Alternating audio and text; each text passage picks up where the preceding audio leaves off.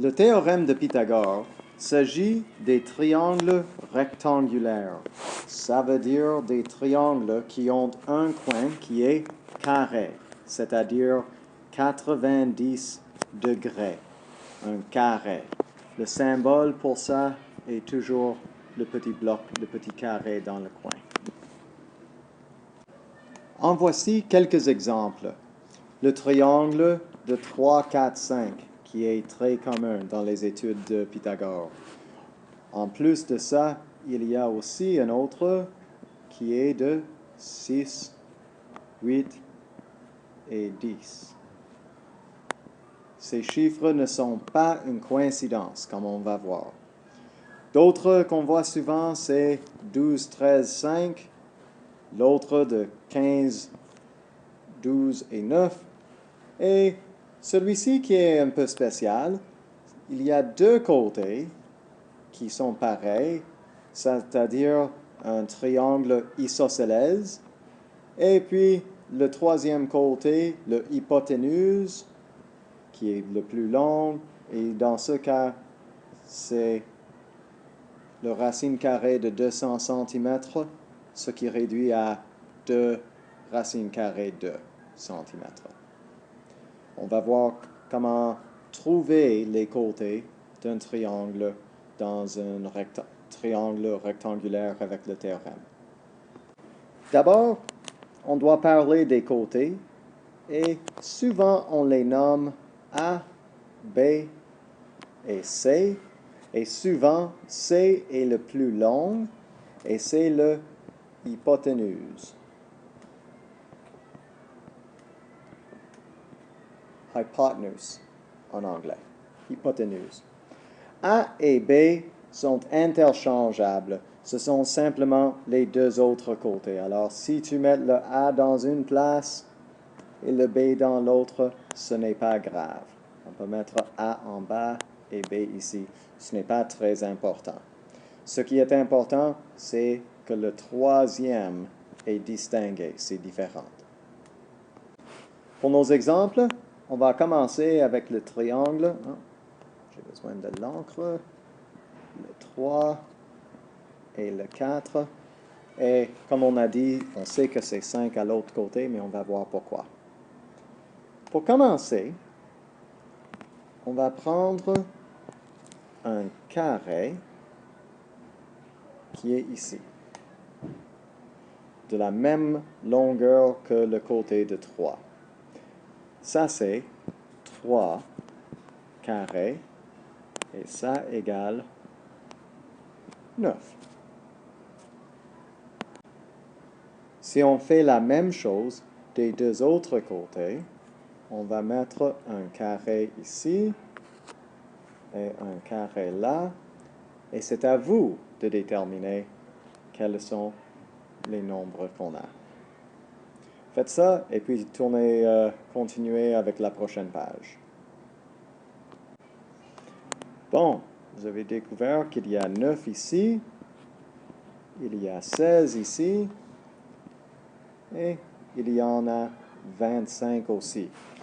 Ce n'est pas une coïncidence parce qu'on va voir que 9 plus 16 égale 25.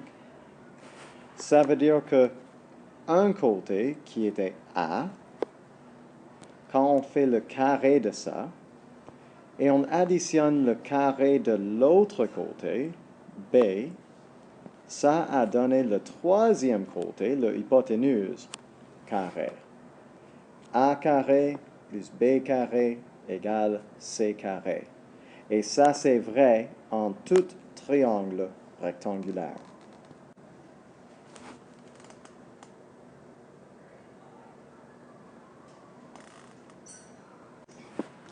Si maintenant on le fait avec un autre, alors un dont les côtés sont 9 et 12, et on veut savoir quelle est la longueur de C, ou bien, souvent, ce qu'on voit, on utilise le variable x pour un côté qu'on ne sait pas.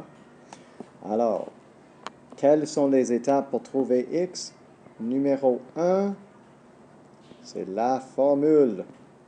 Toujours avec des formules. Numéro 2, c'est remplace. Remplace les lettres dans la formule avec les valeurs que tu connais. Est-ce que tu connais la valeur de A? Oui, tu peux dire que c'est 12. Si tu as choisi 9, c'est la même chose. Ensuite, est-ce que tu connais la valeur de B? Oui, c'est 9. Et puisque B est carré, 9 est carré. Et finalement, est-ce que tu sais qu'est-ce que c'est la valeur de C? Non, pas exactement. Mais maintenant, C est considéré comme X. Alors, ça va changer à X carré. Ensuite, calcul. 12 carré, 144. 9 carré, 81. X carré, c'est X carré. Quand on fait l'addition, on va découvrir que la totale, c'est 225 égale X carré. Ça veut dire qu'un nombre fois soi-même, quand c'est carré, égale 225. Quel numéro fois soi-même égale 225? Une façon de le trouver, c'est en utilisant le racine carrée que nous avons vu l'autre jour. Si je prends le racine carrée des deux côtés, parce que ce que je fais à gauche, je dois faire à droite.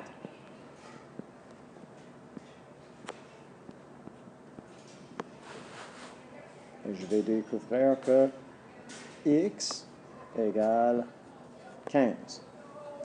15, parce que le numéro qui, quand c'est multiplié par soi-même, égale 225, c'est là.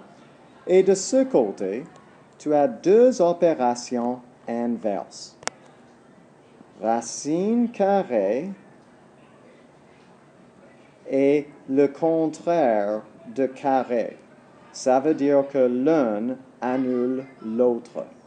Et il s'élimine et tu es resté avec le X. Essayez cette question où on a un côté de 12, un côté de 5 et un X. Appuyez sur pause, faites les calculs et puis continuez avec la vidéo pour voir la réponse.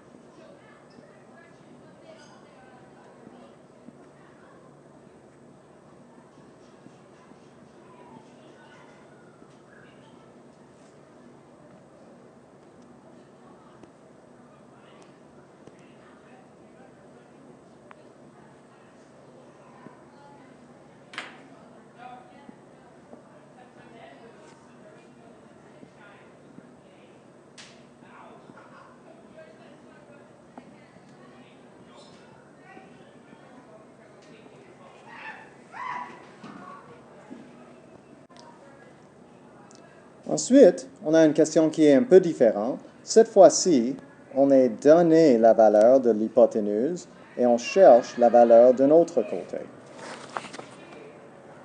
Si nous regardons, je vais juste éclairer de l'espace ici, la formule de A carré plus B carré égale C carré. Cette fois-ci, nous avons A, nous avons C et on veut le B. Ça veut dire quand on a... Excuse.